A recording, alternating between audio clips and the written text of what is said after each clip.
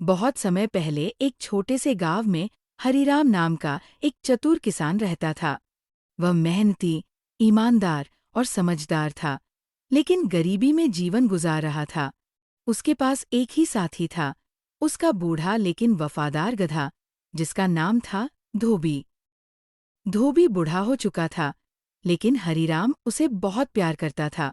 एक दिन हरिराम ने सोचा, अब खेती से कुछ खास आमदनी नहीं हो रही।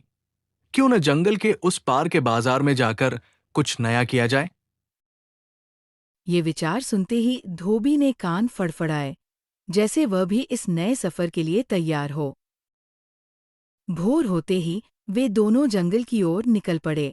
गांव से जंगल तक का रास्ता सीधा नहीं था, और लोगों ने हरिराम को कई बार समझाया। अरे हरिराम, वो जंगल बहुत खतरनाक है। वहाँ अजीब अजीब और बहुत विचित्र जानवर रहते हैं। लेकिन हरिराम ने ठान ली थी।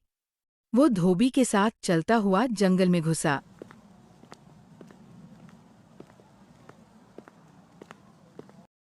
हरिराम ने देखा कि पेड़ की छाया में एक भेड़िया सोया हुआ था, लेकिन यह कोई साधारण भेड़िया नहीं था। उसकी खाल इतनी सख्त थी कि वह पत्थर जैसा दिख रहा था। वो अचानक उठ गया, उठकर उनके सामने आया और दहाड़ने लगा।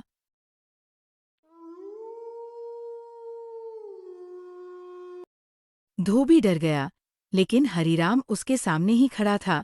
तभी भेड़िया बोल पड़ा। मैं हूं भेड़ियों का सरदार। मैं तुमसे कुछ पहेलियां पूछूंगा। अगर बिना पहेली सुलझाए आगे बढ़े तो मुझसे टकराना पड़ेगा और मेरे सारे भेड़िए सैनिक तुम्हारा भोजन करेंगे। मैं तैयार हूं। तुम पहली पूछो। तभी पीछे से धोबी बोल पड़ा। अरे रुको रुको हरिराम, ये तुम क्या कर रहे हो? अगर हम इनकी पहेली नहीं सुलझा पाएंगे तो ये हमें खा जाएंगे। तभी भेड़िए ने पहेली पूछी। एक ऐसी चीज जो दिखती नहीं फिर भी सबसे ताकतवर होती है। न छू सकते न बांध सकते। बताओ क्या? हरिराम ने थोड़ी देर सोचा और फिर बोला।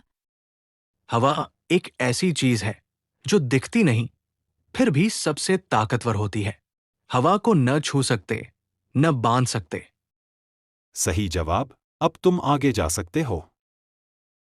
इतना कहकर भेड़िया वहां से चला गया, और हरिराम ने धोबी से बोला। देखा धोबी, अगर हम दिमाग से काम ले तो कोई भी चीज आसान हो सकती है।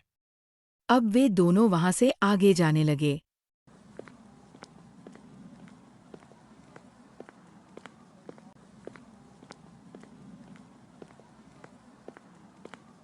जंगल में कुछ कदम और चलते ही उन्हें एक विचित्र दृश्य दिखा। एक बकरी उल्टी लटकी हुई थी, पेड़ की डालियों से। उसकी आंखें चमक रही थीं, और वह बोली। कौन हो तुम? और किसके आदेश से यहाँ आए हो? लौट जाओ वापस। हरिराम चौंक गया, लेकिन डरा नहीं। उसने बकरी से कहा। हम जंगल पार करके अपने जीवन को सुधारने निकले हैं।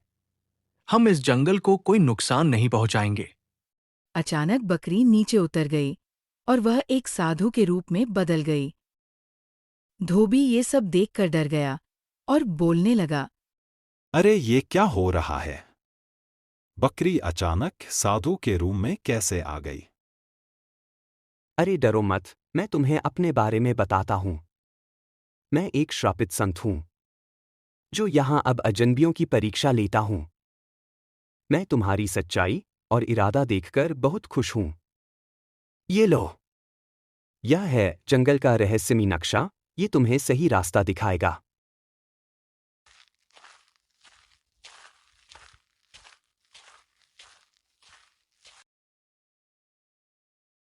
नक्शा देकर साधु गायब हो गया।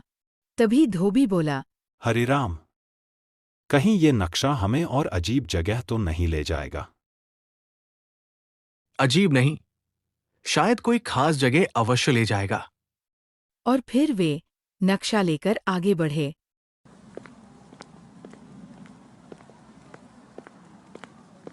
अगले पड़ाव पर उन्हें सबसे अजीब जोड़ी मिली, एक गाय और बाघ की।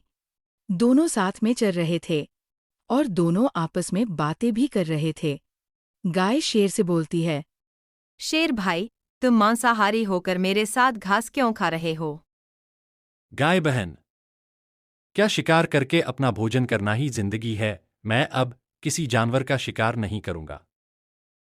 अगर तुम घास खाने लगो तो शेर नहीं संत कहलाओगे। तो क्या बुरा है? जंगल में अब शांति चाहिए, शिकार नहीं। धोबी हरीराम से बोलता है, हरिराम देखो ये क्या हो रहा है, मुझे तो कुछ भी समझ नहीं आ रहा है। हाँ धोबी, यहां पक्का कुछ गड़बड़ है। मुझे तो लगता है ये शेर इस गाय को बहला फुसला कर इसका शिकार कर देगा। हमें गाय को बचाना चाहिए। हरीराम और धोबी उनके पास गए और बोला, ये शेर तुम्हारा शिकार करना चाहता है, इसलिए ये तुम्हें बहला फुसला रहा है। इतना सुनते ही शेर वहां से भाग गया और गाय ने उन्हें धन्यवाद कहा। तभी गाय ने एक घड़े में उन्हें शहद दिया, जिसे खाने के बाद धोबी बोला, वाह हरिराम, ये शहद तो बहुत मीठा था। अब मुझे जंगल यात्रा मीठी लगने लगी है। फिर वे दोनों आगे बढ़ गए। उन्हें जंगल में विचित्र विचित्र चीजें देखी। तभी चलते चलते एक तालाब से मगरमच्छ आ गया, जो हंस रहा था।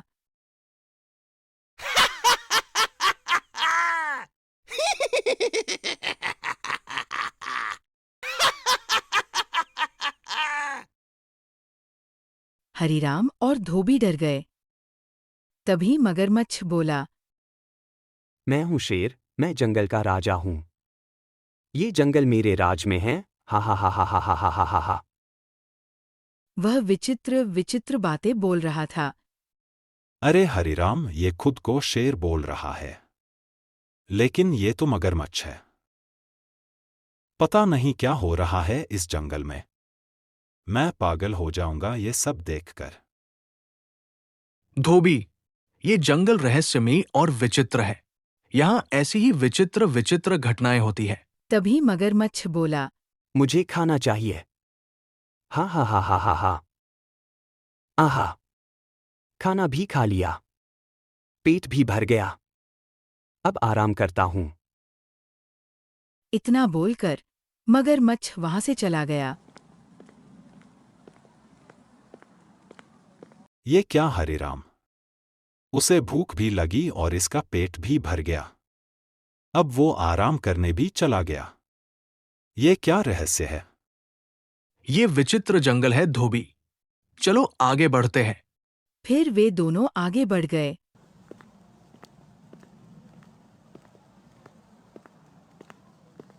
तभी उन्हें रास्ते में सोने से भरा एक बक्सा मिला।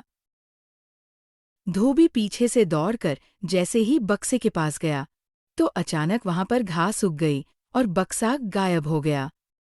अरे, वो सोने का बक्सा कहाँ गायब हो गया? तभी हरीराम बोला, धोबी, ये दिखावे और भ्रम की जगह है। यहां तुम्हें जो दिखाई देगा वो होगा नहीं। तभी सामने से एक चिड़िया उड़ती हुई आई और बोलने लगी, तुम जंगल में भटक गए हो। चलो मेरे साथ, मैं तुम्हें सही रास्ते पर ले जाऊंगी। धोबी तुरंत मान गया और उसके साथ जाने के लिए तैयार हो गया। तभी हरीराम बोला, रुको धोबी, जो तुम देख रहे हो वो है नहीं। ये चिड़िया नहीं, कुछ और है। ओह, तो तूने मुझे पहचान लिया। तभी चिड़िया ने अपना रूप बदला और वो एक भूत के रूप में आ गई और फिर गायब हो गया। देखा धोबी, यहां जो दिखता है वो होता नहीं है। हाँ हरिराम, आज तो मैं बाल बाल बच गया। हरीराम ने नक्शा देखा। अब उनकी मंजिल कुछ दूर ही थी। वे दोनों उस नक्शे की मदद से आगे बढ़े। चलते चलते अब वो पहाड़ी के पार बाजार पहुंच गए, जहां पहुंचकर उन्होंने अपना काम शुरू किया। बहुत जल्दी वो बहुत बड़ा व्यापारी बन गया। अब धोबी और हरीराम हंसी खुशी से रहने लगे।